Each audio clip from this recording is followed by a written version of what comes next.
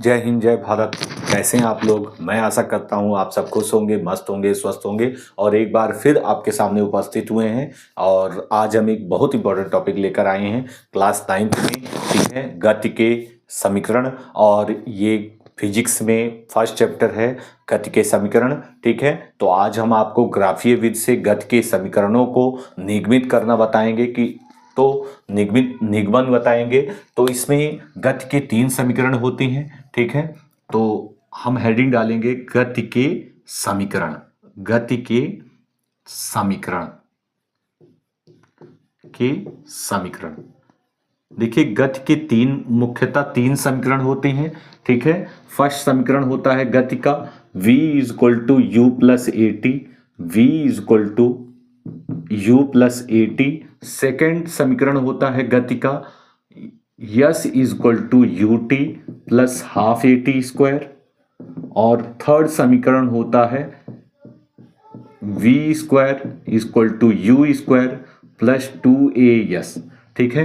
तो इस प्रकार से गति के 3 समीकरण होते हैं, ठीक है। फर्स्ट समीकरण है v equal to u plus a t, s equal to u t plus half a t square. और थर्ड होता है v square equal to u square plus 2as, ठीक है। ये गति के मुख्यतः तीन मुख्य समीकरण होते हैं। तो आज हम इन्हीं तीनों समीकरणों के बारे में चर्चा करेंगे और वो भी ग्राफीय विधि से। हम इनका जो है इन समीकरणों का निगमन करके बताएंगे आपको, ठीक है। चलिए फर्स्ट हम हेडिंग डालेंगे गति के प्रथम समीकरण का ग्राफीय निरूपण। तो ग्राफीय विधि से हम गति के समीकरण का निगमन करेंगे, ठीक है। तो इस प्रथम समीकरण को हम कहते हैं वेग तथा समय का ग्राफ भी कहा जाता है। वेग तथा समय के मध्य संबंध भी कहा जाता है, ठीक है। तो हम ऐसा भी कह सकते हैं आर में या अथवा में हम कह सकते हैं अथवा। तो इस प्रकार से हम इसके बारे में भी बताएंगे, ठीक है। तो चलिए सर्वप्रथम हम एक डायग्राम बनाते हैं, ठीक है, ग्राफ के आधार पर। तो हम एक ग्राफ पेज लेते हैं और इस ग्राफ पेज में इस प्रकार से और स्ट्रक्चर बनाते हैं इसका।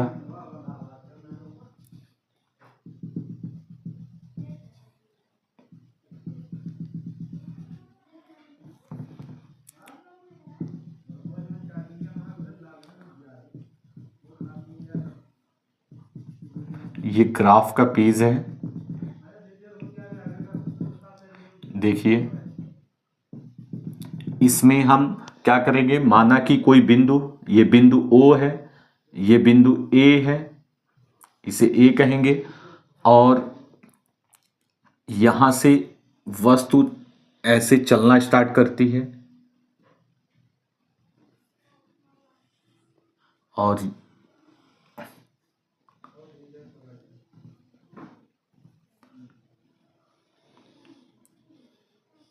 ये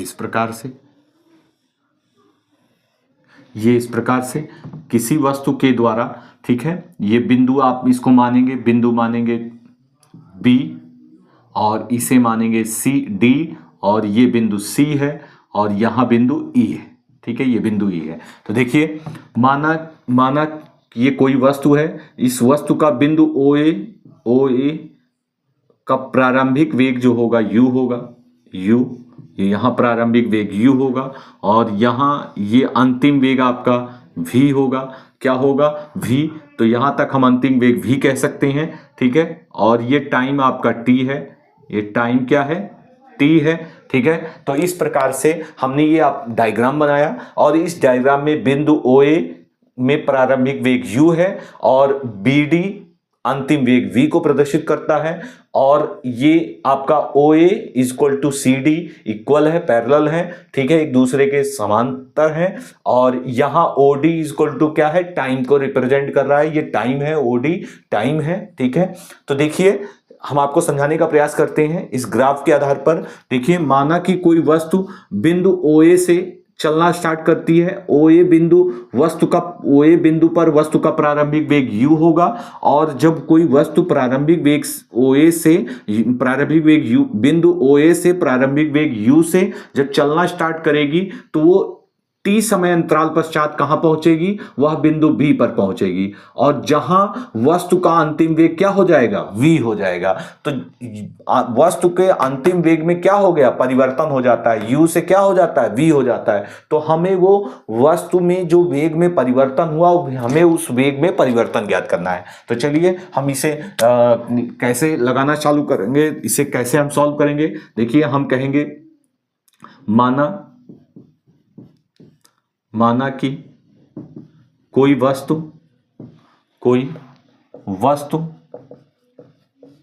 बिंदु OA से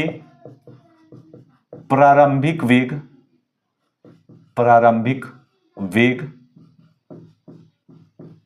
u से चलना प्रारंभ करती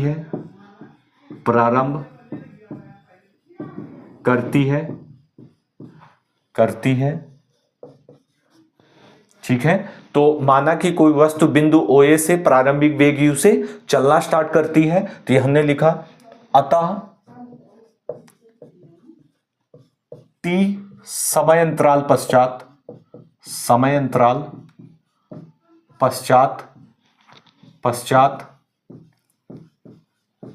वस्तु के द्वारा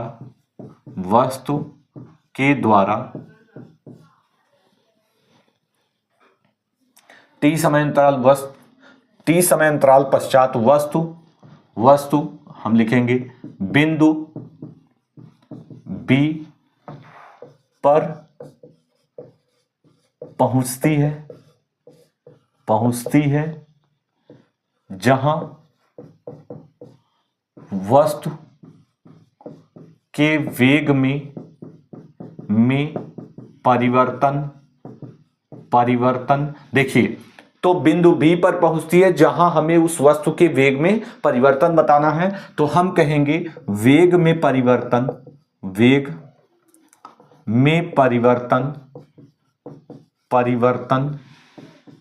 इक्वल टू हम कह सकते हैं, देखिए ये प्रारंभिक वेग u है और टोटल अंतिम वेग क्या है, v है। तो हम ये जो OA है, चूंकि OA जो है वो समांतर है CD के, ठीक है।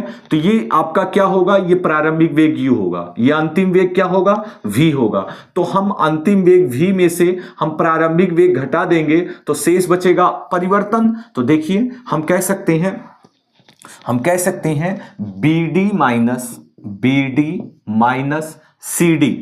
देखिए, हम BD में से टोटल में से CD घटा देंगे तो जो वेग में अंतर आएगा वही तो ज्ञात होगा, तो वही वेग में परिवर्तन होगा। तो BD माइनस CD, ठीक है। जब BD में से CD घटा देंगे तो क्या बचेगा, BC बचेगा। तो वेग में परिवर्तन BC हो जाएगा, क्या हो जाएगा, BD माइनस CD, ठीक है। तो इस प्रकार जब हम BD में से CD घटाएंगे तो BC क्या होगा, वेग में परिवर्तन या वेग में अंतर होगा। तो यही आपका वेग परिवर्तन है, ठीक है।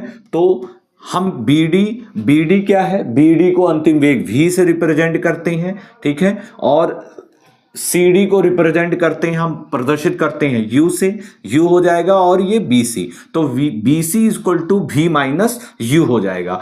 अब ये जो वेग में परिवर्तन BC है, ठीक है, ये कितने समय अंतराल में, हम लिख रहे हैं T समय अंतराल पश्चात। तो ये जो वेग में अंतर है, ये परिवर्तन है, ये कितने समय अंतराल में हुआ है, T समय अंतराल में हुआ है। तो हम लिखेंगे चूंकि वेग में परिवर्तन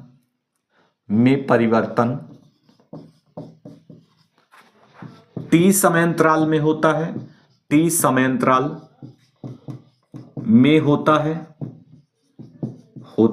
है, इसलिए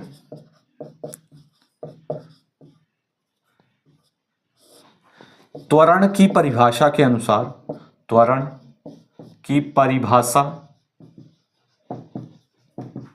अनुसार अनुसार, तो त्वरण की परिभाषा के अनुसार हम कहेंगे BC is equal to V minus u upon t. ठीक है, तो चूंकि वेग में परिवर्तन t समय अंतराल में होता है तो हम लिख सकते हैं BC is equal to V minus u upon t लिख सकते हैं। चूंकि ये जो वेग में परिवर्तन हो रहा है ये t समय अंतराल में हो रहा है तो V minus u upon T. और चूंकि त्वरण की परिभाषा के अनुसार एकांक समय अंतराल में वेग में परिवर्तन, एकांक समय अंतराल में वेग में परिवर्तन जो होता है उसे त्वरण कहते हैं। उसे क्या कहते हैं? त्वरण। तो इस BC को हम लिख सकते हैं A, तो A इज इक्वल टू हो जाएगा V minus u upon t. ठीक है, तो इस प्रकार देखिए अपॉन 1 करेंगे और तिर्यक मल्टीप्लाई करेंगे, तिर्यक गुणनफल करेंगे तो हमारा जो मान आ जाएगा वो आ जाएगा V minus u is equal to AT। V minus u is equal to क्या आ जाएगा? AT हम लिख सकते हैं। ठीक है, V minus u is equal to AT होगा। ठीक है, और इस प्रकार हम इसे लिख सकते हैं, इसे हम लिख सकते हैं V is equal to minus u उधर चला जाएगा तो U प्लस में हो जाएगा प्लस AT, तो ये हम लिख सकते हैं। ठीक है, ये इस प्रकार से। तो ये गति के प्रथम समीकरण का हमने बहुत ही आसान तरीके से निगमन बताया, वो भी ग्राफीय विधि से। ठीक है, ग्राफीय विधि से गति के समीकरण का हमने प्रथम समीकरण का, यह गति का प्रथम समीकरण है, यह गति का प्रथम समीकरण है। ठीक है, तो इस प्रकार से हमने गति के प्रथम समीकरण का निगमन बताया। ठीक है, आप स्क्रीनशॉट ले सकते हैं। ठीक है, नेक्स्ट हम सेकंड समीकरण बताएंगे इसके पश्चात। चलिए देखिए, ये बहुत मुश्किल नहीं है, बहुत ही आसान है। ठीक है, अगर आप थोड़ा सा भी दर्द सहन कर रहे हैं तो ये दर्द जो है अगर आप झेलते जा रहे हैं लगातार तो ये आप समझ लीजिएगा कि यही दर्द आगे चलकर ये सबसे बड़ी ताकत बनेगा आपका। ठीक है, नहीं अगर आप दर्द को लगातार झेलते चल रहे हैं तो ये जितना भी दर्द आप झेलते चल रहे हैं ये दर्द आपकी सबसे बड़ी ताकत बनेगा, ये आप जान लीजिएगा। मेहनत करते रहिएगा। चलिए नेक्स्ट समीकरण बताएंगे।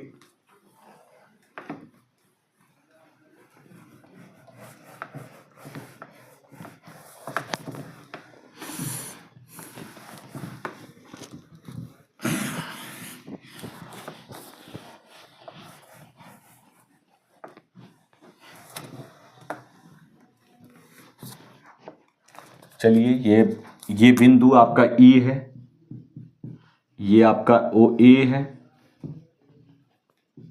O है, ये आपका प्रारंभिक वेग U है। चलिए अब हम हेडिंग डालेंगे गति का द्वितीय समीकरण। गति का द्वितीय समीकरण का ग्राफीय निरूपण।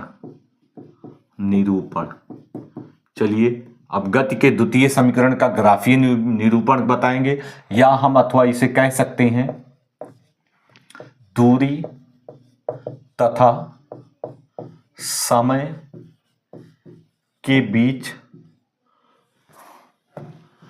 संबंध का समीकरण के मध्य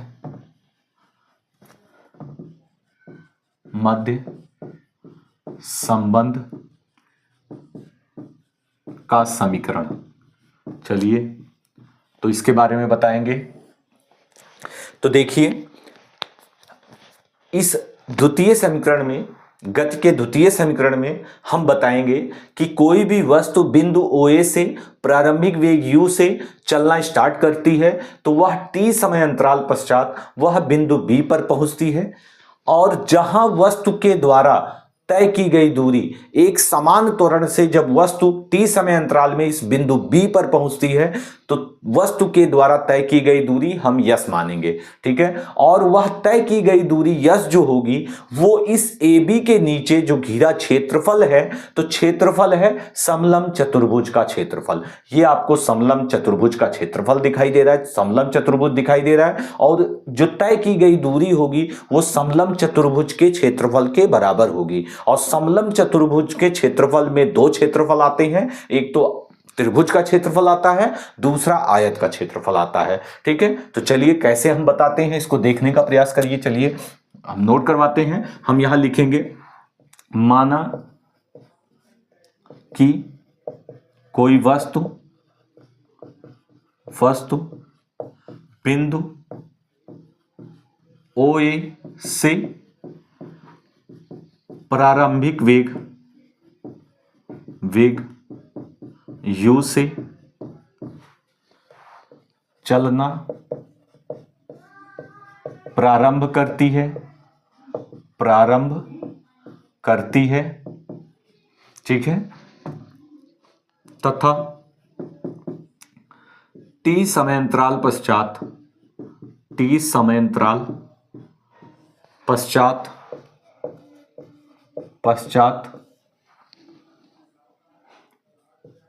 एक समान त्वरण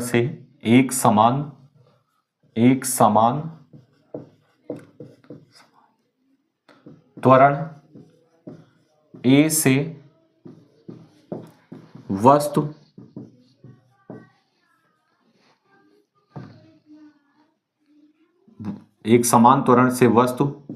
बिंदु B पर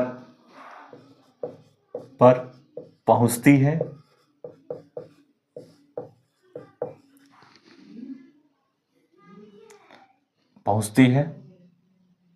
अतः वस्तु के द्वारा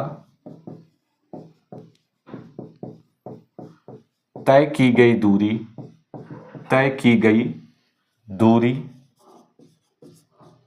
यस हो तो हम कहेंगे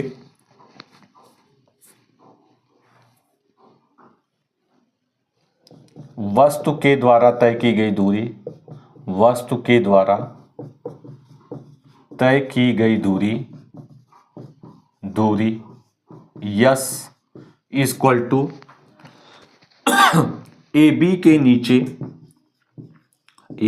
नीचे घिरा क्षेत्रफल।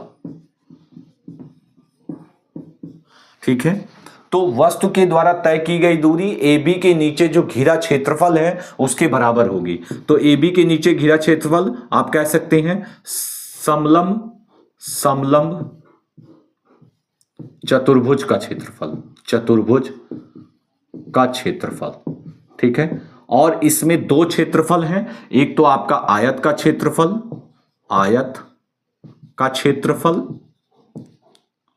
क्षेत्रफल प्लस त्रिभुज का क्षेत्रफल।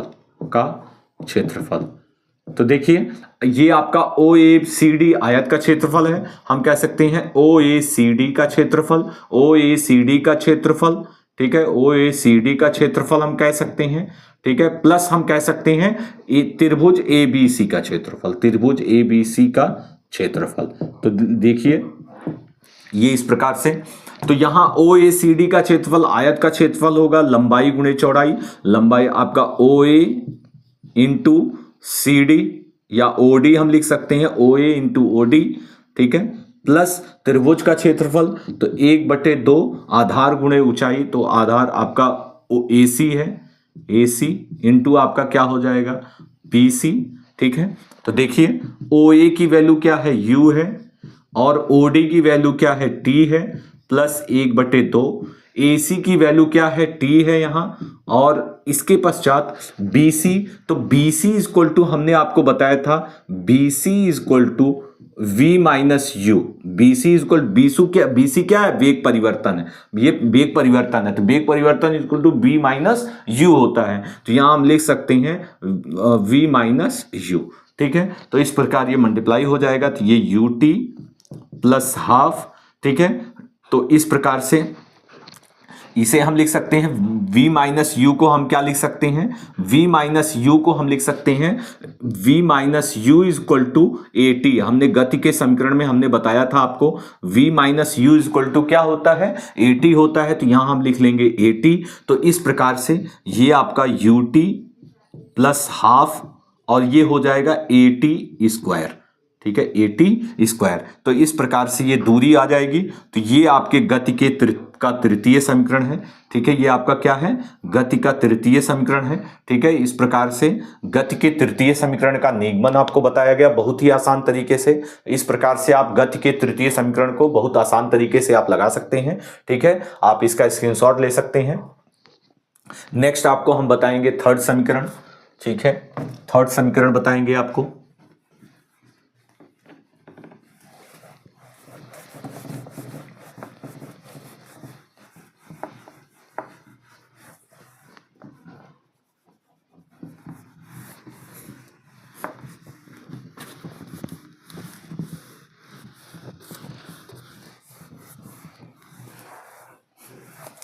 चलिए, गति का तृतीय समीकरण, गति का तृतीय समीकरण, या हम इसे कह सकते हैं, अथवा हम इसे कह सकते हैं वेग, हम इसे कह सकते हैं दूरी तथा वेग में संबंध का समीकरण,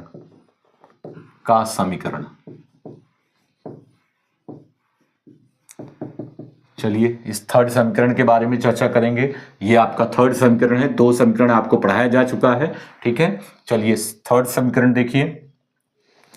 तो देखिए,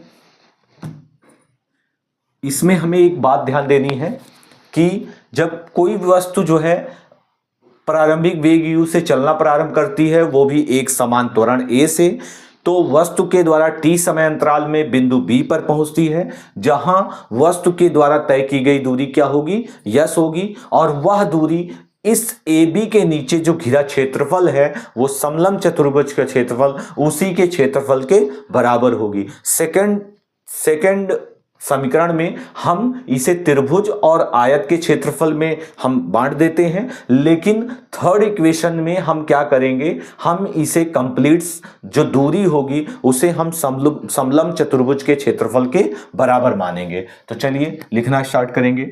माना कि कोई वस्तु बिंदु OA से प्रारंभिक वेग u से चलना प्रारंभ करती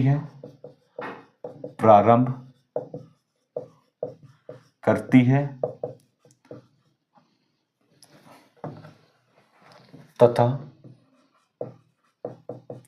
t समय अंतराल पश्चात एक समान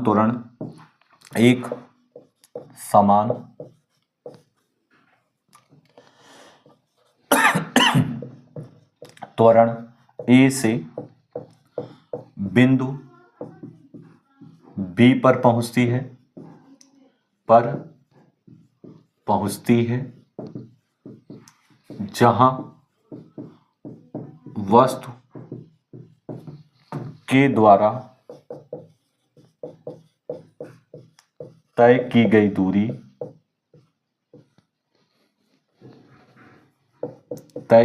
दूरी यस हो तो हम कहेंगे, ठीक है, दूरी क्या हो, यस हो तो हम कहेंगे वस्तु के द्वारा तय की गई दूरी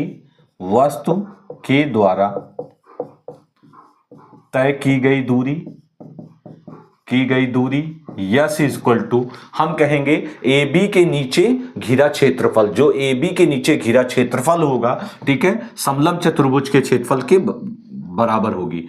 AB के नीचे घिरा क्षेत्रफल, ठीक है, तो AB के नीचे घिरा क्षेत्रफल क्या होगा, समलंब चतुर्भुज का क्षेत्रफल,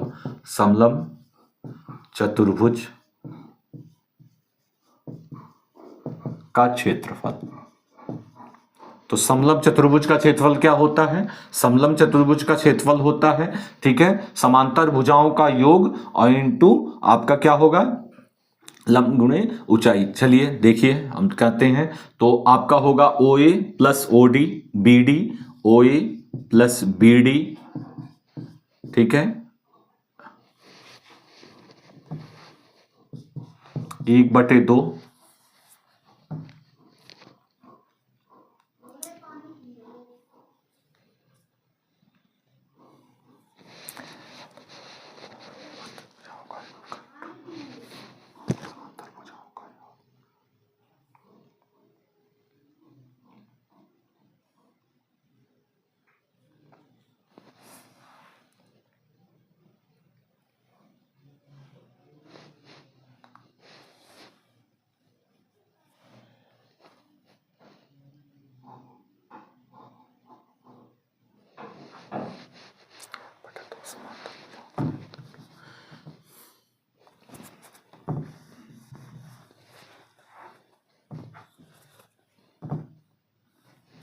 समलंब चतुर्भुज का क्षेत्रफल होगा 1/2 समांतर भुजाओं का योग, तो समांतर भुजाओं का योग ओ ए प्लस बी डी, ठीक है, और इंटू होता है ऊंचाई, तो हम यहाँ हम लेंगे आधार, आधार क्या लेंगे, ओ डी, ठीक है। इस प्रकार से ओ डी लेंगे तो 1/2, और ओ ए क्या है, प्रारंभिक वेग u है, और बी डी क्या है, बी डी आपका v है, ठीक है, इंटू ओ डी क्या है, t है, ठीक है।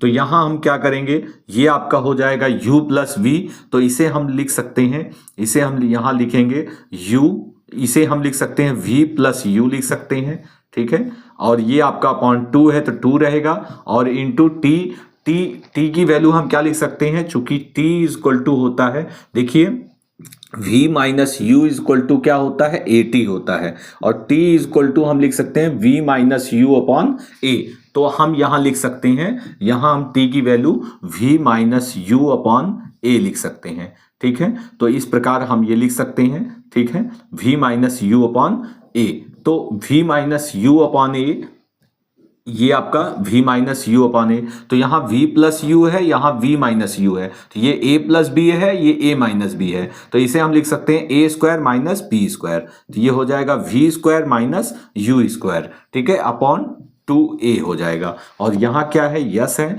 ठीक है, हम बंद करेंगे और यहाँ तिर्यक गुणनफल करेंगे, तो ये हो जाएगा v square minus u square equal to 2a s, ठीक है। तो इस प्रकार हम इसको लिख सकते हैं, किस प्रकार लिख सकते हैं, तो ये हम लिख सकते हैं v स्क्वायर, यू स्क्वायर उधर जाएगा तो आपका प्लस में हो जाएगा you square plus 2a yes. तो इस प्रकार से ये गति का तृतीय समीकरण है, और हमने गति के तृतीय समीकरण का निबंध बताया, ठीक है। आपको हमने बहुत ही आसान तरीके से गति के ये तीनों समीकरण, गति का प्रथम समीकरण, गति का द्वितीय समीकरण और गति का तृतीय समीकरण को समझाने का प्रयास किया, वो भी ग्राफीय विधि से और बहुत ही आसान तरीके से, ठीक है। इस प्रकार से बहुत ही आसान तरीके से आप एग्जाम में गति के तीनों समीकरणों को आप बता सकते हैं, कोई मुश्किल नहीं है, कुछ नहीं है, ठीक है।